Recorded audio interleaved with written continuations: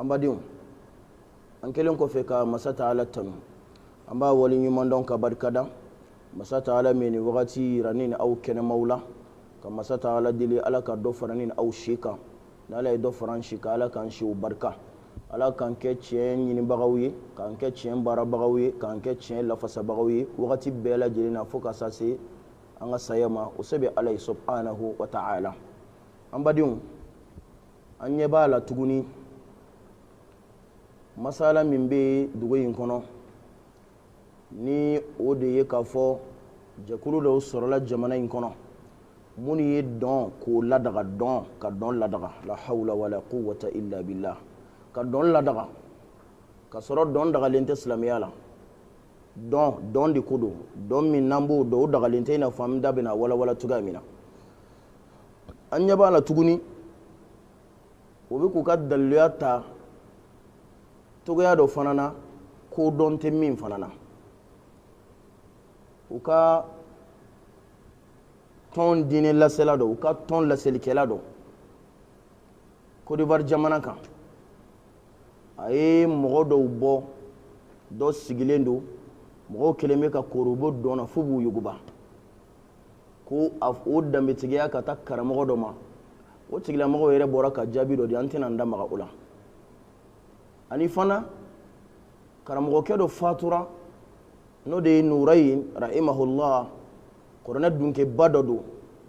a fatu wakati amadugu mashila ma chamai wajulu kaka ma chamai kutuba kaka o toyi uka la selikela min dobe Côte d'Ivoire kelin wo video bla anyebe o do fanana franci jamana kan ko so ko don bali ulangana wallahi ati foidon ko don bali wallahi alebe ko don bali kuma fo ka zana do ta mande ka soro zana kuma kan bi sigi kata yere mata do afle ka ko don bali wore ke tuguni ha ko cien bangena o dalle kera jumai nurayn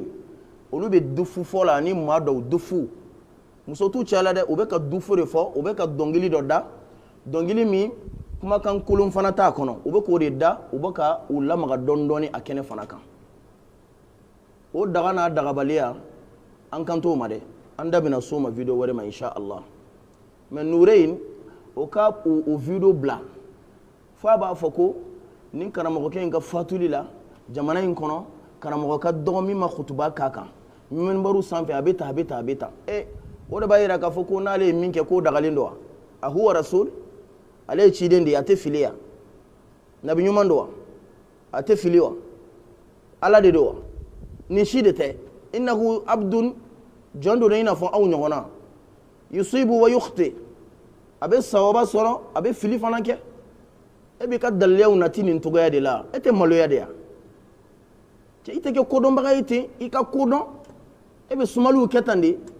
dine masala u ito to dine la sala u bolo iki dabola ika eskura ni nafigi ya dablawla yere lafasa galonka eka koko ni chena ne masabala mi bla fato ka dossier la ni kodon balia do de be ka minke amefa ka munde fo obeka nan dalle tugo mina u dese ko jugu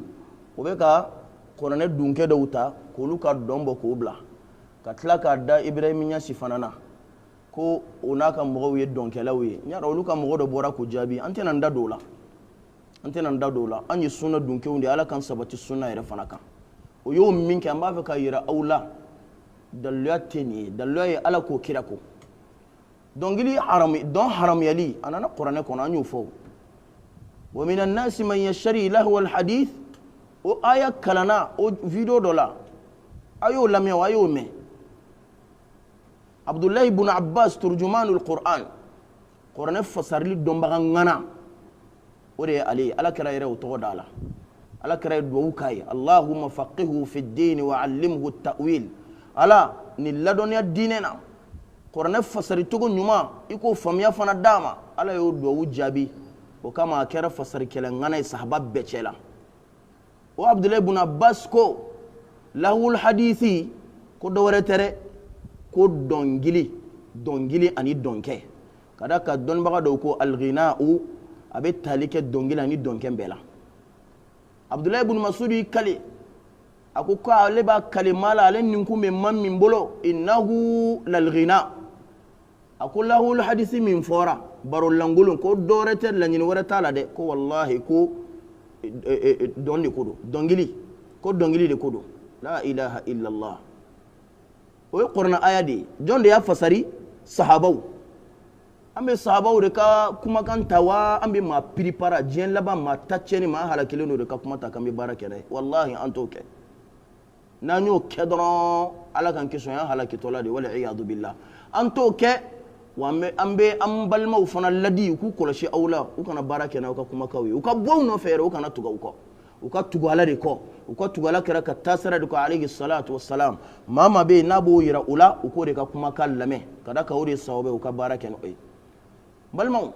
ittafaqa ulama wal a'imma min as-sahaba don ba bebbenaka kerengere boluma sahabau alaka jemu umma أن الغناء وآلات اللهو والطرب حرام قولا واحدا كفوكو دونجلي أني دونجلي دمنا منو بدادا دونجلي سينفة دوندو جيمو النجمو جداريو أنا نقولنا كما كان كلن يبورا نبدا كونو كو حرام يلينو على كدين كونو الله أكبر ولم ينقل عن واحد منهم جواز الأغاني أما بو أشد كونو كفوكو كو دونجلي دا كو دغالندو لا وكذلك الرقص أن الدونكي كو دغالندو لا بل قد نصوا على تحريم ذلك كما كم من منا أودا أودي كفوين بلاد الحرمية alaka jambu bema no sahabawi alaka hine odon ba bamuna munu no fatura ibnu abi dunya alay kantom fi dhammil malahi o kitabu do toye o koray jumay nindungo ko unna karli anu lagoshili o ko folo no kitabu min kono ani ibn mas'ud ya lakali abi kitabu yin kono radiyallahu ta'ala an annahu qala ko ibn mas'ud ko الغناء كيكارو غفو دونغيلي ينبت النفاق في القلب ابي منافقيا دي فالي ادم مدين دسكونا كما ينبت الماء البقلا انا فو جيبي فالين فين فنا فالين كبو دوجو جوكورو توغامينا ابن عمر نودي عبد الله بن عمر على كجيمبي اما راى اقواما اي مغدو محرمون وفيهم رجل يتغنى لهرم لهرم فين بولا شربولا وبد دونغيلي دالا فقال أي كنتو ألا لا سمع الله لكم ألا كان أولمه ألا كان أولمه ألا كان أولمه لا إله إلا الله عبد الله بن عمر دي بكا ودانغاتي منا باسكي وبكا دونغيلي دا عبد الله بن عمر بوكي غوانسان الإمام البخاري فنا لك في الأدب المفرد عن ابن عمر كفو ابن عمر تمنا جو مسودولا أبكا دونغيلي دا فقال لو ترك الشيطان أحدا لترك هذه kuni shetane matoi wallahi kabini musoyin toi abu daud fana alaka hine ala akodi ay lakallo ke awni ibn umar ka har sallaka lindodo abdullah ibn umar annahu sami'a mizmaran kayi dongili daminen do mankamme ina fo dundu jeme gidari dongili daminen annege mauna façon waraw kayo dode mankamme don فوضع أصبعيه أيا بلغن دين فلا شوري أتلو فلالا فقال لابني أي كنتو أديما نا دم تغي يكون نافع أكو أتسمع صوتا يلا اتلو بين مانغان دولوا فقال لا أكو أي انكلوتي مانغانا فقال إني كنت مع رسول الله صلى الله عليه وسلم أين لمد عبد الله بن عمر كو أكو قال إني ألا كراكو من يغن نوفي دون دولا ألا كيشي نما تشايا أكا ففعل ما فعلتو kone ni minketa ko ala kara fana ya nyona ke wakati mina aye dongili da mankamme ala kara bolongonde fla shori atluwo flala nimbe ko fe aba foko dongili dagalindo ni kaba ko eda ha la ilaha illa allah wa mal maut don bagaw ni sahaba ka kuma wi adaw suna chama de be mo don bagaw fana ni kuma kele ne bu fana da kono allahu akbar sekili fempe temena kabini sahabaw ka wakati fo kana se bima don ba la diribe ka kuma kan kerani Allahu akbar don ba la diribe u bende fo sekili be kono زكريا الساجي شكل السبنانا أي كنتو في كتاب اختلاف العلماء أي كنتو كتابو ينكوننا أكو دونجلي أحرم يلين دا تبين إنا فو ألا يفوتوغا منا إنا فو صحابه يفوتوغا منا أبو توغو كلم فنانا ابن قدامة يو كلم فو سكلي ورنانا الإمام القرطبي أني ابن عبد السلام ولو فنا يفو سكلي ولم لنا ابن تيمية أني ابن رجب ولو فنا يفو سكلي سجنانا والإمام العراقي وفنا يكم كلم فو سكلي كونتونانا ابن حجر الهيتمي وفنا يفو سكلي تانانا الإمام الألوسي أني أحمد التهاوي ولو فنا يكم كلم فو سكلي تا أني سبنانا ونانيو نكما نفورا الغماري اللي فنا يو كلم فو سكلي تناننا وابو توغو كلم فنانا أنا مذهب بناني الإمام أبو حنيفة الشافعي المالكي الإمام مالك وكذلك الإمام أبو حنيفة بل أنا فو حنفية تابلو به شافعية تابلو به مالكية حنابلة تابلو به بلا جلم بيناك كفوكو دونجلي دا كو حرام يلندو أتبه كسرني المنبناني وكدغو تكلني الدولة يري uka kabila ute kelenye nga dina ye kelenye dina ye kuma kele min fo o de sabaturu bela jelen nenka unu kanumba unu ka tasiri dunke bela jelen nimbe ko fa ba fo ko dongili dagalindu bal eka al imam malik ka kuma kalama min fo dongili dala akodi ako inma yaf'aluhu al fusaq indana ako mamunu be dongili dake kuma te donkema ko fasiku de be ke an bara fasiku de ba ke ma jengene لا إله إلا الله الإمام أبو حنيفة فنكو أكو قد حرم الغناء أكو دونجلي دا حرم يرى وهو مذهب مشايخ أهل الكوفة كوفة كو ككر مغبب بلا جلينكا تابلو دوي سفيان حماد إبراهيم الشعبي إكرمة ننم بلا جلينكا تابلو يني أبو حنيفة لك هنا لا أكو أما الغناء فهو محرم عند سائر الأديان أكو دين بلا جلين يرى كو دونجلي دا حرم يرى دين بلا والله ألك الدين فم يكون من يأمبل جلما قرنا آية فوا بيا مدا حديثه يا فوا بيا مدا صحابه كمانا كاو بيا مي نيدون بابدو فنا كما كان وشكلي تمنه ونقول فنا بكاني فو حتى المنبناني نيولو كما كان الإمام الشافعي كو رحمه الله تعالى أكو أن شهادة المغني ترد ولا تقبل دونك الدلك الشرير ما منه لا إله إلا الله دونك لدالا وكشير ما منه إمام الشافعي كوتي أيوفو في كتاب أدب القضاء والدون بغاو دون باو دون با لدليو ويد دونك لدا وكو كوي جرمو لا بلي بلي دوي إنا فو ابن النحاس ألف أنا أقول لك لأونينا تقام في تنبيح الغافلين وي كتابو دو تغي ابن حجر الهيتمي ألف أنا أقول لك لي أكا كتابو كونو الزواجر عن اقتراف الكبائر أكو وقد استغرب من يقول بجواز الغناء أكو مغم بيت دونغري دايرة دغا كو تشانا كو تشغل موكا كوي كبا كو كويرا مع أن العلماء عدها في الكبائر كسر دون بغا ويد دونغري دايرة جاتي جرم باودة تشلا لا إله إلا الله مغم بيت دونغري دغا أتشغل موكا كيتي جمي مغم با بوادا كو دونغري دغا لندو وكا كيتي جمي دون بغا وكو ومن أفتى بجواز الغناء وعدم حرمتها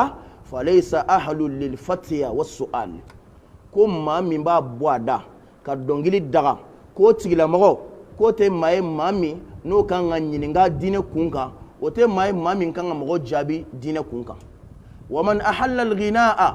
كوني مامي دونغلي لدغا مكابرة نير بونياي وهو يعلم أنها محرمة كسرابارون كفوكو حرمو دغالينتي أو أقيم عليه الحجة ما من منك كوتشي لمغو دون مغو بلا جلين بيناك فقد نص العلماء على كفره والعياذ بالله وكوتشي لمغو كافر دي ألا كان بلا جلين كيش كافر ياما جوني كوتي دوني مغو انتنا كما يرى ألا كان كيشاما ni bela jelen bayira awna ka foko dongili ahram yalindo donke ki lamaga dongili dankan nofe yaro dongili da koni o koni o haram yaraw dongili da min be ni foli meno be ka fa sen kor o haram yara o dallew de fleni ka don fana ke on no fe dum ko fana haram yalindi do ko kadaka ala ko subhanahu wa ta'ala wala tamshi fil ardi maraha ko mo kana tagama duguma kulu sanfe ni lamaga lamaga o lamaga nyona ani yere bunya tagama ko ma kanu ke al imam al qurtubi yufo fi tafsirihi istadalla al ulama bi hadhihi al aya ko don magaw yin dalloyin ke ni ayin ke dalloyi ala dhamm al raqs wa ta'ati donc ko kon ani ma kana donc al imam abu al wafa ibn aqil aliko qad nassa al qur'an ala an nahy an al raqs ko qorne aya yere de fleni kam bali donkela ko kadaka alako wala tamshi fil ardi maraha akana tagama duguma kulu sanfe o tagama tugula ka ulama duguma kulu sanfe ulama mo be se ka donke ni milama ha la ilaha illa allah ntene ka kuma weda ntene ka kuma wi bal alakaraku sallallahu alayhi wa alihi wa sallam ako jin lamana ma do binana ka janiya daga ka dulomi daga fo ka ta se muma ha wal maazif ani dongili da mena do binana daga karamo ke afa ka kumala ko dallati qur'ana kono min babali adalla fleni ka fo sabaw ya fasari da ani don babaw kele akoko dalla kele min bubulo ko yi hadisa doye o hadisa yi jumai yasahilluna al-hirra wal harir o hadisa kelinte o hadisa yirga chama de fora ala bon ni be fayira ba karamo ke ka doni na gashira abaka doni na gashira keneka aka doni mambu bal abeka tuga nindu ngoyre de fanako ka maulashu ni sanja sambiriga ebe wajulla ebe ka don haram ya ka don ke haram ya wallahi aya haram ya aya fu adala akoni mama be dongili da ka donke hal no keri balma itigala yoro majana ka bola haram atebe katlaka ira ka foko jaharama dunke udo bi abeka kuma fale kale ma foko don haram ya lindo de kale ko de don min be ni chawni muso be doroke nyona aidara ko don e haramu ye ni afo mais uta to blaka teme o ne ko don mi ye haramu ye wali tieni wali muso olu ku nyami nyona ku bi doke ne o di haramu ya fo ka sa dala mais ubi abla uti so ngapuma befo mba foro mina do ye haramu ye ube janeme kono mais uti so nga to fo ubatike allahu akbar batike ya akbar aya laje wallahi kamna la kanda no de fonga puma na sisa commerce bi daga o mais ni mi namara ke commerce la o de tay haramu puma ni dombi daga ni ya do haramu kono abi haramu sigatola o be kenaka aidra abi haramu sigatola wallahi aka jugu dongela o de ma ko jugu dongela don wallahi kaburu ba be bi ka asugona awulu do nyongono kasoro ka isama ka bwadala ka an joine bla derba masaba ko kun Allah ke itoko kore abi ke te kaburu ba fer kun dok se da samba ulo blangola yalla harabi odo che wallahi nyanga ta shibuka kaburu bumbi ku noni ku bla ala ba ku ka ke ko kore donge la wala aslama donge mai de mai ni soma ya la bana wallahi billahi ni soma pando e dubela balala bana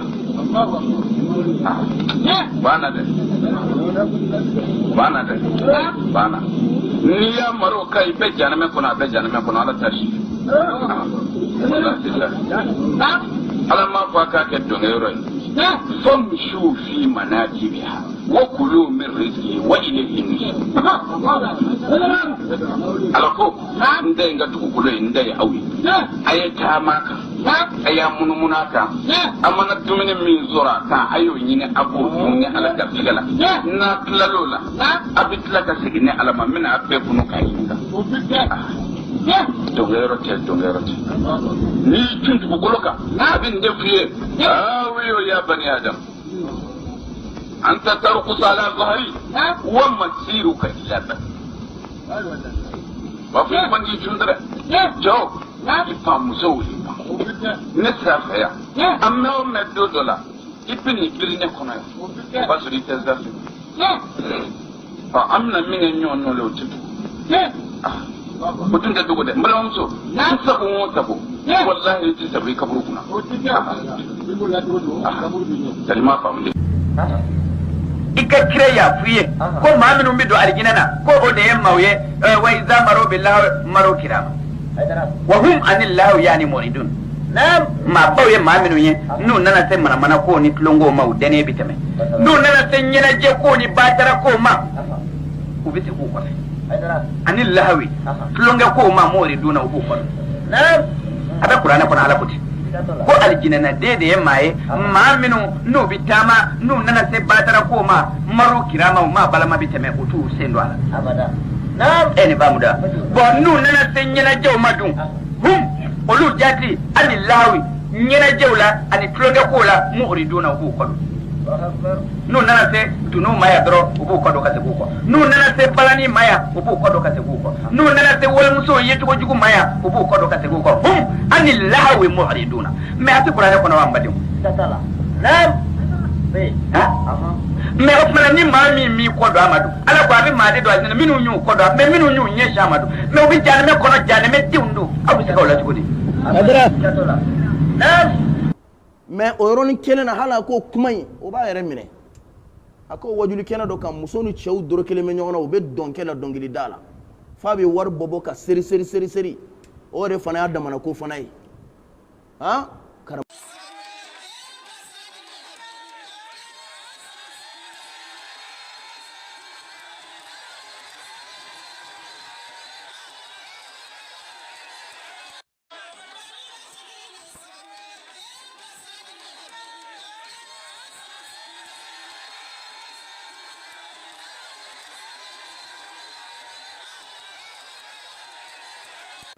ana deme bagaw galon kan munun ba lafasa galon kan wallahi dinai ala tarido ka fo ka be video do bo o saka ke dallayo yurafu dinai be doni cien barade wala yurafu dini bir rijal dini te doni chawiye de ko don bagaw yo kuma fa koy o kuma ube amba wakili jugola wakili tola e mimbe français ko so ke ko don bagaye tembi ladi ko donte prévu te dita fa reba ko dalil contre dalil automana ni de ka dalloya ha kamado ka don video ta doron ko bla o de ka dalloya ala ko kira ko te tala la ilaha illa allah malmau wallahi ni chama foka teme ka kombinye donke dongili da tebe haram yalindo uyu balad dalya mununka karamo ke ko kabe bukhari kono kasrat o yerate bukhari kono alisam be bukhari kono ma famiyanda be no soma video wala insha Allah munde fora bukhari kono donke kula ala kira alayhi salatu wassalam ko musodo demsen namgo do yi foli ke akaso kono donata borata alisam min nanola lanyini mi korom min bala famiya min bala o ejumai insha Allah anda be no soma insha Allah sigida wala amme musata ala dil famiya kun malaka kalfan bela jelena هذا والله تعالى أعلم وصلى الله وسلم على نبينا محمد والسلام عليكم ورحمة الله وبركاته.